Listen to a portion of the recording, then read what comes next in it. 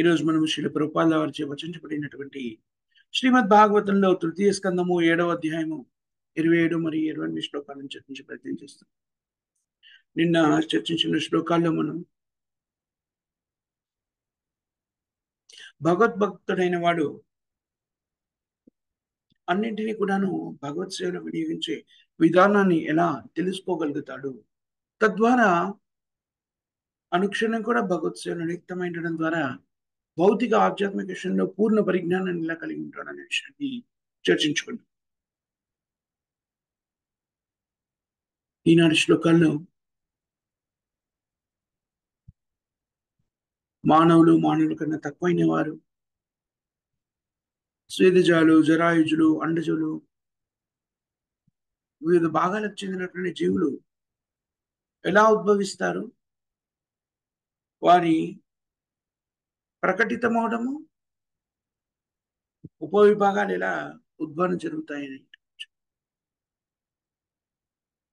అంతేకాకుండా గుణావతారాలంటే బ్రహ్మ, విష్ణు, మహేశ్వరుల గురించి వర్ణింపమని, దేవదేవుడైన శ్రీకృష్ణుని అవతారాల గురించి తెలియజెప్పమని, కృష్ణుని యొక్క ఉదారమైన కర్మలు, దివ్యమైనటువంటి వాటి గురించి వివరించమని విదురుడు ప్రశ్నించినట్టుగా తెలుస్తుంది.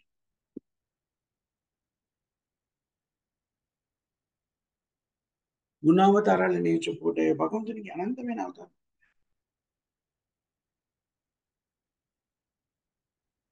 మనం అనేక పర్యాలు చెప్పుకుంటాం. నిన్న భగవద్గీతలో చర్చిస్తూ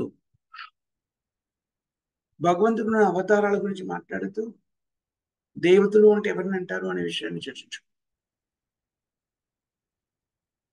దేవత అంటే అధికారాన్ని కలిగి ఉన్నాం. ఒక విధంగా ఆలోచిస్తే జీవులందరూ కూడా దేవతలే అనొచ్చు, ఎందుకంటే కొంత అధికారాన్ని కలిగి. కానీ దేవదేవుడు మాత్రమే శ్రీకృష్ణుడు. గుణావతారాలైన బ్రహ్మ, విష్ణు, మహేశ్వరులు కూడాను సృష్టి స్థితి లయలకై నిర్దేశించబడిన దేవతలు. కానీ చరమాధికారం, అంత్య అధికారం మాత్రము పూర్ణ పురుషోత్తముడు కృష్ణుడికి మాత్రమే ఉన్నది. సర్వకారణ కారణం ఈశ్వర పరమ కృష్ణ సచ్చిదానంద విగ్రహం అనాదిరాదిర్ గోవింద సర్వకారణం. అన్నింటికి కూడా ఆశ్రయించదగిన వాడు, ఆశ్రయించవలసిన వాడు, అన్నింటికీ కారణభూతుడు శ్రీకృష్ణుడు.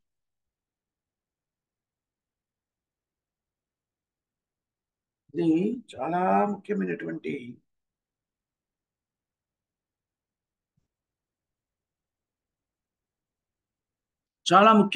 విషయం. భౌతికం కానివ్వండి, ఆధ్యాత్మిక ఏ రకమైనటువంటి స్థితుల్లోనైనా పరిపక్వతని సిద్ధించుకోవాలి అంటే దానికి కారణభూతమైన వాడు శ్రీకృష్ణుడు.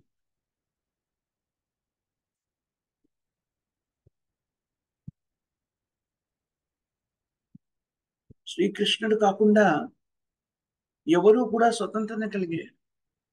నిజానికి ముక్తి ప్రదాత అని చెప్పుకుంటాను చూడండి.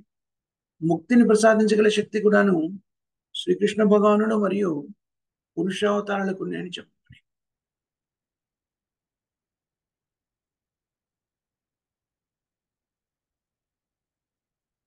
పురుషావతారాల్లో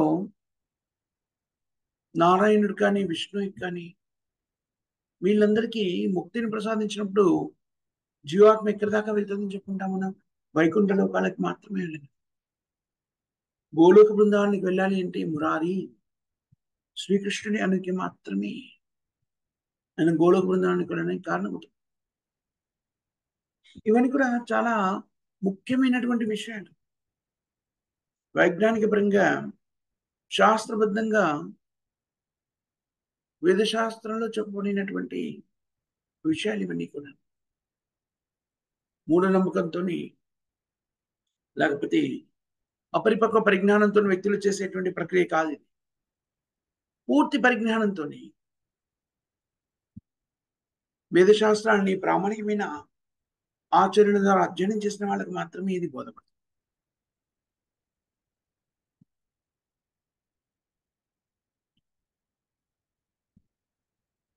చూడండి ఎంతవరకు అంటే గుణావతారాలు చాలా విశిష్టమైనటువంటి భౌతిక జగత్తు యొక్క ప్రక్రియ ఎలా నిర్వహించబడుతుంది అనే దానికి సంబంధించిన వివరణ మనం అధ్యయనం చేసినప్పుడు సృష్టి ఏర్పడడం ఎలాగ ఏర్పడుతుంది, అలా ఏర్పడిన సృష్టిని పోషించడానికి భగవంతుడే విభిన్నమైన అంశాన్ని, విభిన్నమైన రూపాల్ని ఎలా స్వీకరిస్తారు. అలా స్వీకరించిన రూపాల్లో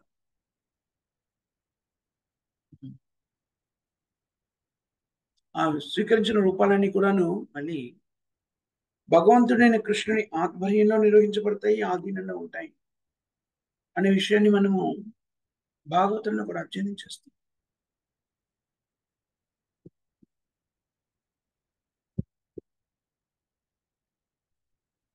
అందుకని భగవద్గీతలో చెప్పబడుతుంది ఏమని, ఆధ్యాత్మిక పురోగతి సాధించాలన్నా, భౌతిక జగత్తు నుంచి విడిపడిపోవాలన్నా ఆరాధనీయమైనటువంటి వ్యక్తి ఎవరైనా ఉన్నారు అంటే అది దేవాది దేవుడైన కృష్ణుడు మాత్రమే. అందుకని కృష్ణుడిగా ప్రకటితమైనప్పుడు చూడండి, భగవద్గీతని ప్రబోధించింది ఎప్పుడు ఎవరు? శ్రీకృష్ణుడు. భగవంతుడు శ్రీకృష్ణుడు స్వయంగా జగత్తులో ప్రకటమైనప్పుడు భగవద్గీతని మనకు అందజేశారు. భగవద్గీతని అందజేసినప్పుడు కృష్ణుడు దాంట్లో మమైవాంశే జీవలోకే జీవభూత సమ గోప్తారాం ఏకింత ప్రసా సర్వలోక మహేశ్వరం,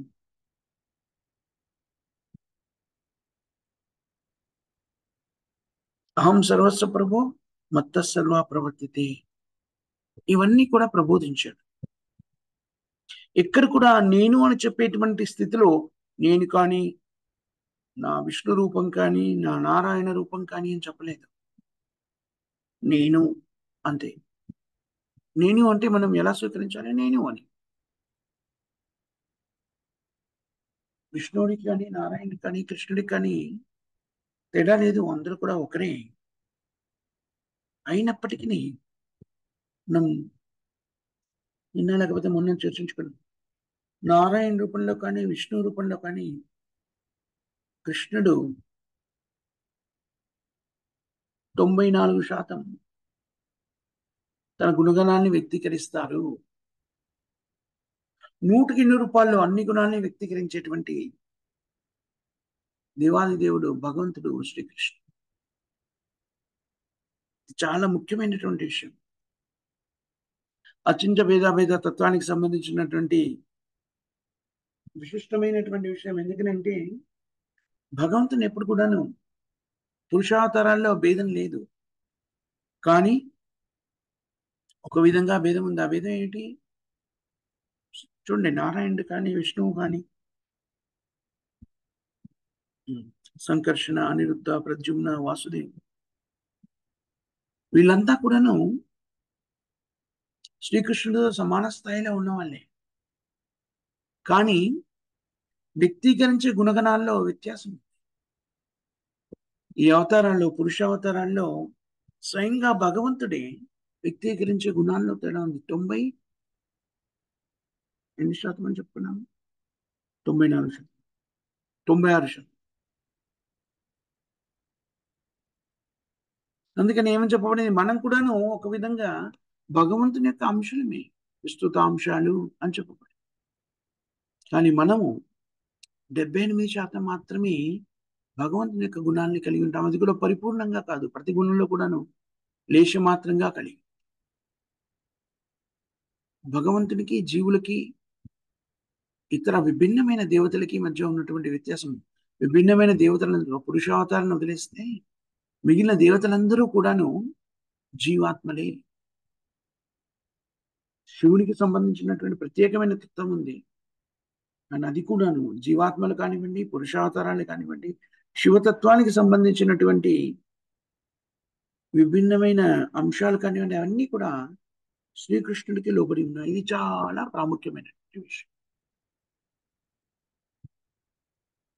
ఇది అవగతం చేసుకోవడము చాలా ముఖ్యమైనటువంటి. ఇది అవగతమైనప్పుడు మాత్రమే మనం అనేక పర్యాలు చెప్పుకుంటున్నాం కదా, ఇంతకుముందు శ్లోకాల్లో, గత 9, 7, 8, 9, 10 శ్లోకాల్లో చెప్పుకున్నాం. అనేక పర్యాలు దీని గురించి ఈ అధ్యాయంలో వివరించబడుతుంది. ఏమిటి అంటే, భౌతిక జీవనం నుంచి ముక్తి పొందాలి అంటే భగవంతుడైన శ్రీకృష్ణునికి సంబంధించిన పరిజ్ఞానాన్ని సంతరించుకోవాలి. పరిపూర్ణమైన పరిజ్ఞానాన్ని. కృష్ణుడికి సంబంధించిన పరిజ్ఞానాన్ని సంతరించుకున్నాం అనుకోండి, జన్మ కర్మ చ మే దివ్యం ఏవం యో వేత్తి తత్వదా తత్వాదేహం పునర్జన్మ నైతి మామైతి శోచనం. భౌతిక బంధనాల నుంచి ముక్తులు కావాలన్నా, భౌతిక జగత్తు నుంచి బయటపడాలన్నా కూడా కృష్ణుడికి సంబంధించినటువంటి పరిజ్ఞానాన్ని సంతరించుకోవాలి. కృష్ణుడికి సంబంధించిన పరిజ్ఞానాన్ని సంతరించుకునే విధానము భౌతిక జగత్తులో ప్రస్తుత కాలమాన పరిస్థితుల్లో కలిగండం కృష్ణ చైతన్య విధానం. ఇది ఏదో పక్షపాత ధోరణితో భగవంతుడిని కృష్ణుని మాత్రమే ఆరాధించమని చెప్పడం కాదు. పక్షపాత ధోరణి అనేటువంటిది ఉంటే ఎలా ఉంది? ఇది పక్షపాతము అనేటువంటిది సత్యానికి అన్వయించబడి ఉంది. ఎందుకంటే దేవాది దేవుడు కృష్ణుడు మాత్రమే. చూడండి ఎంతవరకు అంటే స్వయంగా నారాయణుడు కూడాను కృష్ణుడు వ్యక్తీకరించినటువంటి అన్ని గుణాలను వ్యక్తీకరించాడు. మరి నారాయణుడు ఎవరు? స్వయంగా కృష్ణుడే. వీళ్ళిద్దరూ విభిన్నమైన వాళ్ళు, ఒకరు ఎక్కువ ఒకరు తక్కువ అని భావించడం కూడా అపరాధ భావమే చెప్తారు. మరి ఎలాగండి? అందుకనే శ్రీల ప్రభుపాదులు గారు ఒక ఉత్కృష్టమైన ఉదాహరణ మనకి అందజేస్తారు. ఒక వ్యక్తి రాష్ట్రపతిగా ఉన్నారనుకోండి, అది అధికారిక అర్హత, అధికారిక స్థితి. ఆ వ్యక్తికి ఉన్న కుటుంబీకులు ఉన్నారనుకోండి, ఆ వ్యక్తికి ఉన్న కుటుంబీకులకి ఆ వ్యక్తి మీద ఉండేటువంటి సాన్నిహిత్యము అనేటువంటిది ఆ వ్యక్తి ఎచ్చట ఉన్నాడు అని దాని మీద ఆధారపడి ఉంటుంది కదా. రాష్ట్రపతి భవన్లో ఉన్నప్పుడు అధికారికమైనటువంటి స్థితి. అందుకని కుటుంబ సభ్యులే కలిసినా కూడాను కొన్ని నియంత్రణతో కలవాల్సిన అగత్యం ఉంటుంది. అన్ని రకాల భావోద్వేగాన్ని పంచుకోవడానికి అవకాశం లేకపోవచ్చు. కానీ అదే వ్యక్తి కుటుంబ సభ్యుల్ని తన ఇంట్లో కలిశారనుకోండి, అన్ని రకాల భావోద్వేగాల్ని వ్యక్తీకరించడానికి అవకాశం ఏర్పడుతుంది. సన్నిహితంగా ఉండవచ్చు. సన్నిహితంగా ఉండవచ్చు. తన అధికారిక స్థితి మూలంగా ఏర్పడేటువంటి నియంత్రణలన్నీ తొలగించబడతాయి. అలాగే భగవంతుడైన శ్రీకృష్ణుడిని దరిచేరడము, గోలోక బృందావని చేరడము, కృష్ణుడితో సాంగత్యం ఏర్పరచుకోవడము అంటే భగవంతుడితో అత్యంత సన్నిహితమైన సంబంధాన్ని ఏర్పరచుకోవడం. మనం ఇంతకుముందు అనేక పర్యాలు చెప్పుకున్నాం కదా, భగవంతుడైన కృష్ణుడి దగ్గరికి మనం ఏ విధంగానైనా వెళ్ళవచ్చు. చేతులు జోడించి వినమ్రతతోని భక్తిభావంతో వెళ్ళవచ్చును. సేవా ప్రవృత్తితో వినమ్రతతో వెళ్ళవచ్చును. అలాగే వాత్సల్య భావాన్ని కలిగి ఉన్నప్పుడు చేతిలో కర్ర పట్టుకుని వెనకబడవచ్చును. యశోదమాత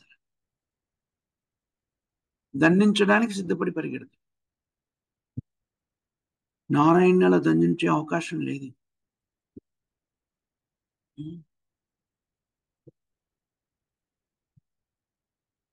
వాత్సల్య భావం నారాయణతో వ్యక్తీకరించబడినా కూడాను దానిలో పరిమితులు ఉన్నట్టుగా మనకు బోధపడుతుంది.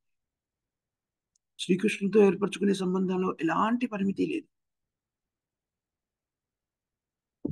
అందుకే భగవంతుడితో అత్యంత సన్నిహితమైన సంబంధం కలిగి ఉండాలి అంటే వ్యక్తులు చేయవలసిన పని ఏమిటి? శ్రీకృష్ణుడిని ఆరాధించాలి, శ్రీకృష్ణుడిని శరణాగతి. భక్తి అంటే శరణాగతి. భక్తి అంటే సేవ. సేవను ఎలా చేస్తాము? ఒక వ్యక్తిని ఆనందంగా ఉంచాలంటే ఆ వ్యక్తికి ఏ విధంగానైతే ఏ విధమైన ప్రక్రియలు చేయడం ద్వారా ఆ వ్యక్తి ఆనందంగా ఉంటాడో ఆ ప్రక్రియలు చేయడము అనేటువంటిది ఆ వ్యక్తికి మనం అందించే సేవ. కృష్ణుడు చక్కగా చెప్తున్నాడు ఏమని? సర్వధర్మాన్ పరిత్యజ్య మామేకం శరణం వ్రజ. అన్ని రకాల ధర్మాలని త్యజించమని చెప్తున్నాడు. ఏ రకమైన ధర్మాన్ని త్యజించాలి? త్రిగుణాల ప్రభావం చేత బ్రాహ్మణ, క్షత్రియ, వైశ్య, శూద్ర రకరకాల ఉపాధులతో మనం వ్యక్తీకరించుకుంటాం. స్త్రీ, పురుష, దేశము, కాలము, పరిస్థితులు, వంశము, సాంప్రదాయము వగేరా వగేరా వగేరా వగేరా. ఇవన్నీ కూడా ఉపాధులు. ఎంతవరకైతే మనని మనం ఉపాధులతో అనుసంధానం చేసుకుంటామో అంతవరకు కూడాను మనకి ప్రత్యేకమైన కర్తవ్యాలు అనేటువంటివి నిర్దేశించుకుంటాం. కానీ ఈ ఉపాధులన్నీ తొలగినప్పుడు మన నిజస్థితి ఏమిటి? జీవేల స్వరూపే కృష్ణ. అన్ని రకాల భౌతిక ఉపాధులు కానివ్వండి, ఇతరాతర ఉపాధులు కానివ్వండి, తొలగిపోయినప్పుడు వ్యక్తి యొక్క నిజస్థితి ఏమిటి? సహజ సిద్ధమైన స్థితి జీవాత్మలందరి యొక్క నిజస్థితి భగవంతుడైన కృష్ణ యొక్క సేవలో నియుక్తమైనది.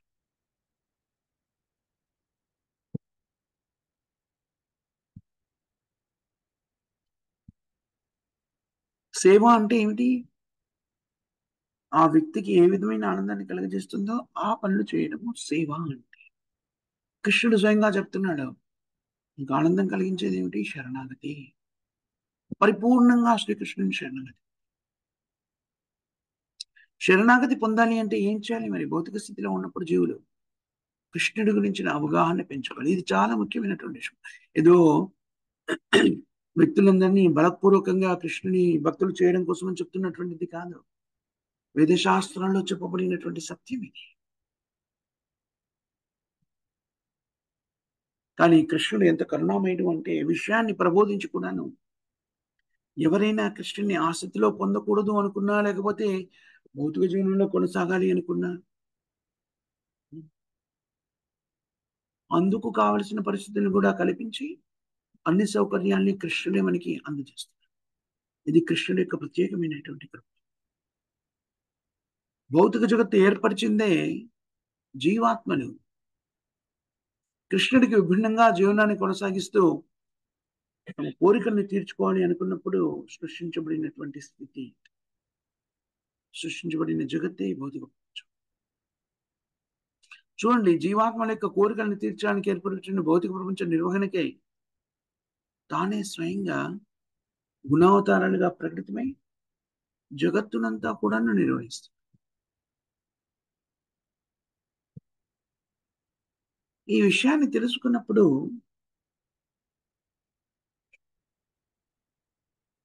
కరుణార్థ స్థితిని కలిగి ఉన్నాను. సత్వగుణంలో స్థిరపడి ఉన్న వ్యక్తుల యొక్క హృదయము ద్రవించడము, కృష్ణుడి మీద అవ్యాజమైన ప్రేమ ఉప్పొంగడము సహజము. అందుకని మనము కృష్ణుడికి సంబంధించిన పరిజ్ఞానాన్ని అవగతం చేసుకున్నట్టయితే ప్రత్యేకమైన ప్రయత్నం లేకుండా మనము భౌతిక బంధనాలను చూపుతూ అవుతామని చెప్పబడింది. ఎందుకని? కృష్ణుడి యొక్క ఉదారత్వం కానివ్వండి, కృష్ణుడి యొక్క జీవాత్మల మీద కృష్ణుడికి ఉన్న అవ్యాజమైన ప్రేమను కానివ్వండి మనం గమనించినట్టయితే ఎలాంటి ప్రయత్నాలు లేకుండా మనము కృష్ణుడికి శరణాగతి పొందాలి అనే ఆకాంక్షను పెంచుకుంటాం.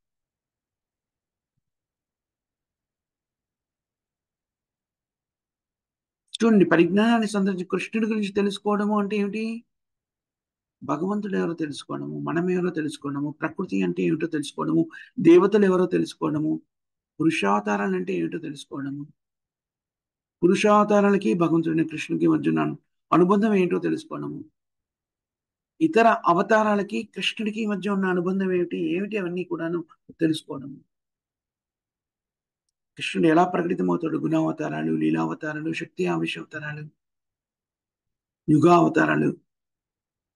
చాలా ప్రకటితమైన కృష్ణుడు అవతారాల్లో ఏ రకమైన కార్యక్రమాన్ని నిర్వర్తిస్తారు, ఇవన్నీ తెలుసుకుంటూనే మళ్ళీ ఏతేజాం సకల పుంస కృష్ణస్తు భగవాన్ స్వయం, ఈ విషయాన్ని కూడా తెలుసుకోండి.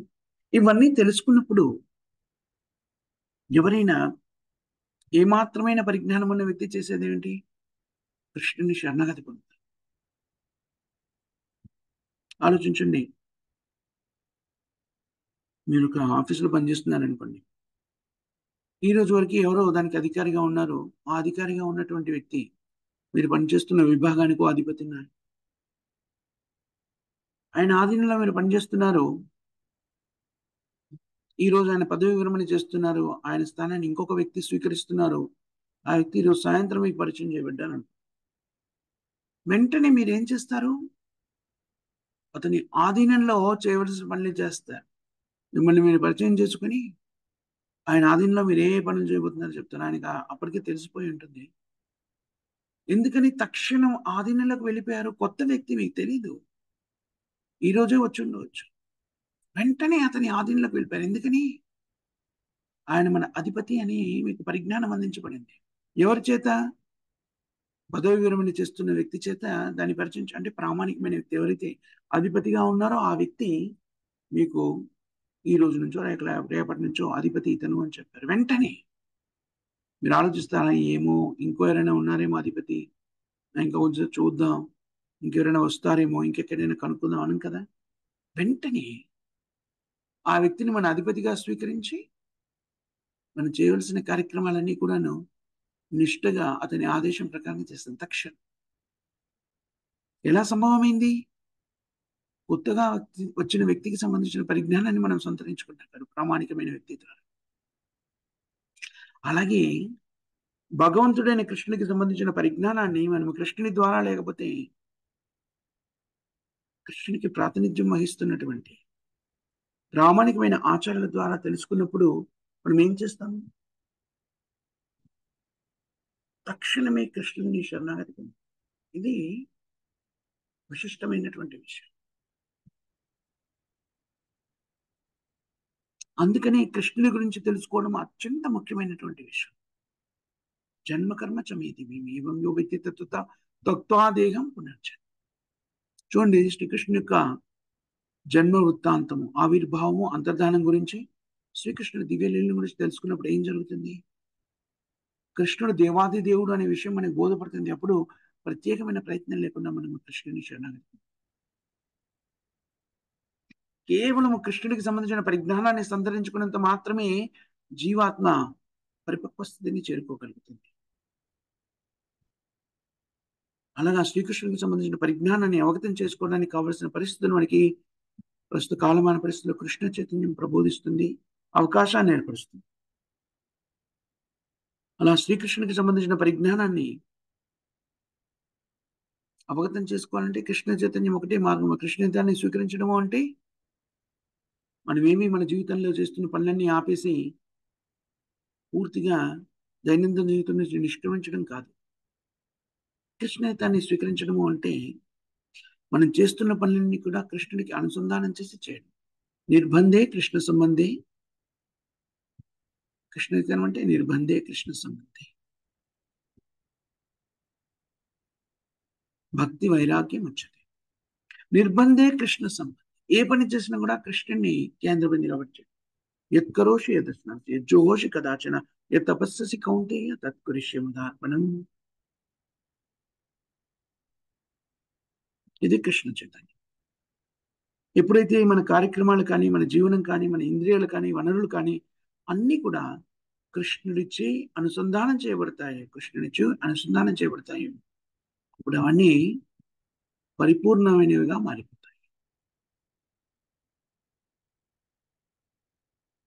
ఆధ్యాత్మికమైపోతాయి.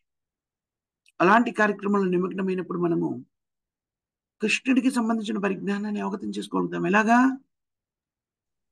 ఈశ్వర సర్వభూతానాం హృదయేషార్జున తిష్టతి.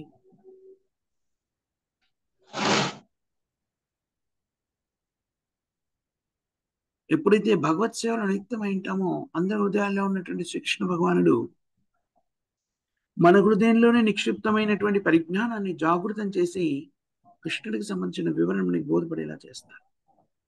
తద్వారా మనం భక్తియుక్త సేవలో నిత్యం కాగలుగుతాము, భౌతిక జగత్తు నుంచి బయటపడగలుగుతాము. అలా శ్రీకృష్ణుడికి సంబంధించిన పరిపూర్ణమైన పరిజ్ఞానాన్ని, కృష్ణుడికి సంబంధించిన పరిజ్ఞానాన్ని పెంపొందించుకునే విధానం ఏమిటి? కృష్ణ చైతన్యం అన్నాడు. కృష్ణ చైతన్య విధానం జీవితంలోకి అన్వయించుకోవాలి అంటే శ్రీల ప్రభుపాదుల వారిచే ప్రబోధించబడినటువంటి నియమాలని మనం నిష్ఠగా మన జీవితంలోకి అన్వయించుకోవాలి. ఆ నియమాల్ని స్వీకరించడము అంటే మనం జీవితంలో చేసిన పని వదిలిపెట్టడం కాదు, వాటిని మన జీవితంలోకి కలుపుకోవడం. అవేమిటి?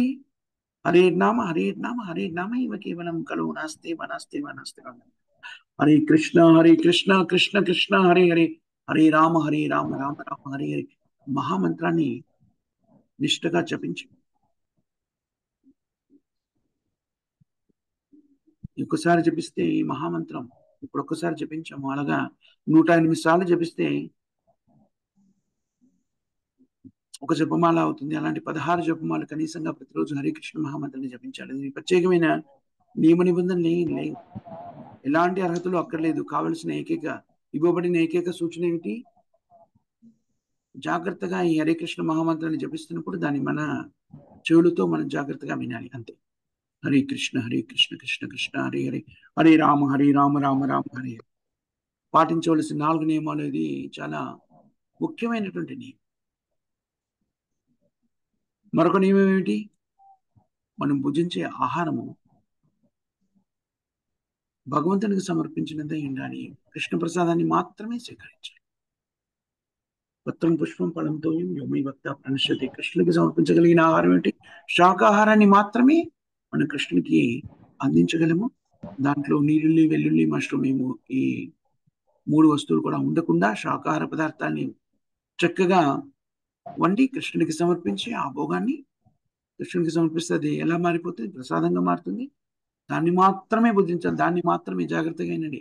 అది భుజిస్తున్నానండి, దాంతోపాటు ఇంకా రకరకాలు అలా కాదు. కేవలం కృష్ణ ప్రసాదం మాత్రమే భుజించాలి. చక్కగా భగవన్నామాన్ని స్మరించాలి అంటే, హరే కృష్ణ మహామంత్రాన్ని జపించాలి అంటే, అలాంటి భావాన్ని కలిగిన వ్యక్తులైన భక్తుల సాంగత్యంలో మన జీవనాన్ని కొనసాగించాలి. మనం ఎలాంటి వ్యక్తుల సాంగత్యం స్వీకరిస్తుంటే అలాంటి లక్షణాలు మనలో ప్రస్ఫుటమవుతాయి. భక్తుల సాంగత్యంలో ఉంటే భక్తులు ఏం చేస్తూ ఉంటారు? కృష్ణుని గురించి చర్చిస్తూ ఉంటారు, అధ్యయనం చేస్తూ ఉంటారు, కృష్ణుని నామాన్ని జపిస్తూ ఉంటారు, కృష్ణుని అభివర్ణిస్తూ ఉంటారు. మనం కృష్ణుని యొక్క గాథల్ని వింటూ ఉన్నామనుకోండి, కృష్ణుని గురించి ఆలోచించడం మొదలెడతాం. అందుకని 4వ నియమం ఏమిటి?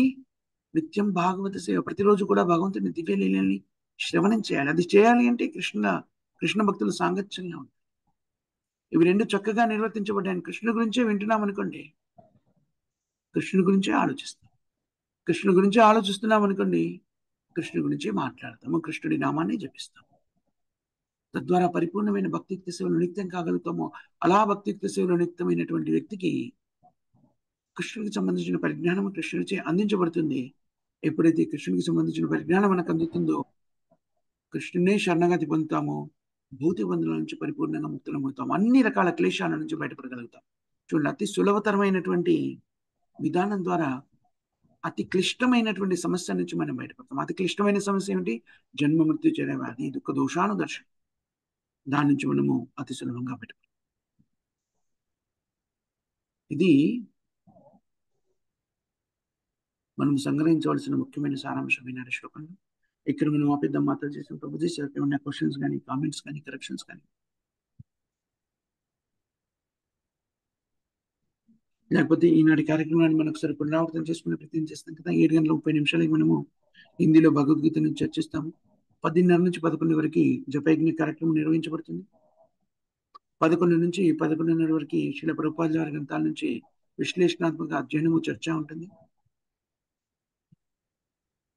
దాని తర్వాత మళ్ళీ ఈరోజు శనివారం కాబట్టి సాయంత్రం 5:30 నుంచి 6 వరకు జపయజ్ఞ కార్యక్రమం, 6 నుంచి 7 వరకు మనం తెలుగులో భగవద్గీతని క్విజ్ రూపంలో చర్చిస్తాం. ఈరోజు 4వ అధ్యాయం యొక్క చివరి 4 శ్లోకాలు అనుకుంటాను చర్చిస్తాం వాటిని. దాని తర్వాత మనం ఈరోజు చివరి అధ్యాయం కాబట్టి ఈ అధ్యాయంలో అత్యంత ఉత్తమమైన మార్కులు ఎవరికి వచ్చాయి దాని గురించి కూడా వ్యక్తీకరించుకుంటాం. కాబట్టి ఈరోజు కార్యక్రమాలన్నింటిలో కూడాను భక్తులంతా భాగస్తులై రోజంతా ఆధ్యాత్మికంగా జీవనాన్ని కొనసాగించవలసింది. చెప్పండి మాతాజీ. హరే కృష్ణ ప్రభుజీ, దండోత్తరం. యూత్ ప్రోగ్రామ్ కూడా ఉంది కదండి ప్రభుజీ, 8 మాతాజీ. Thank you. ఈరోజు శనివారం కాబట్టి థ్యాంక్ యూ మాతాజీ, పుణ్యవతి మంచి గుర్తు చేశారు. ఈరోజు శనివారం కాబట్టి మనకి ఎన్ని గంటలకు? అది 8 o'clock కదా. రాత్రి 8 గంటలకు మళ్ళీ మనకి యూత్ ప్రోగ్రామ్ కూడా ఉంటుంది. దాంట్లో ఈరోజు కార్యక్రమంలో మనం చర్చించే అంశం ఏంటి? ఎవరికి గుర్తుందా? సంధ్యా మాతాజీ.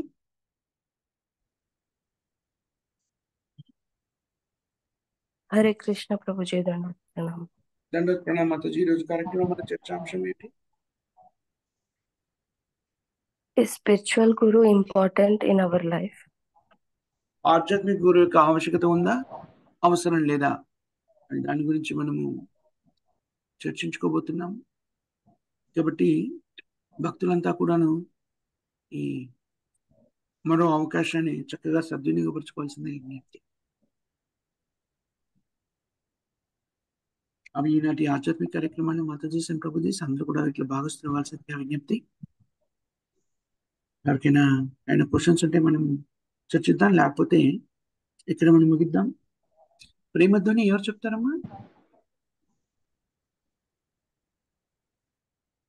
జగద్గురు శ్రీల ప్రభుపాద్ की जय, हरिनाम संकीर्तन की जय, नामाचार्य हरिदास ठाकुर की जय, कामवैत भक्त वृंद की जय, ग्रंथरा श्रीमद् भागवतम की जय.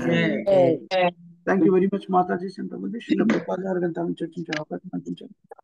మీ అందరికి కూడా హృదయపూర్వక కృతజ్ఞతలు, ధన్యవాదాలు. హరే కృష్ణ. హరే కృష్ణ హరే ప్రభుజీ కృష్ణ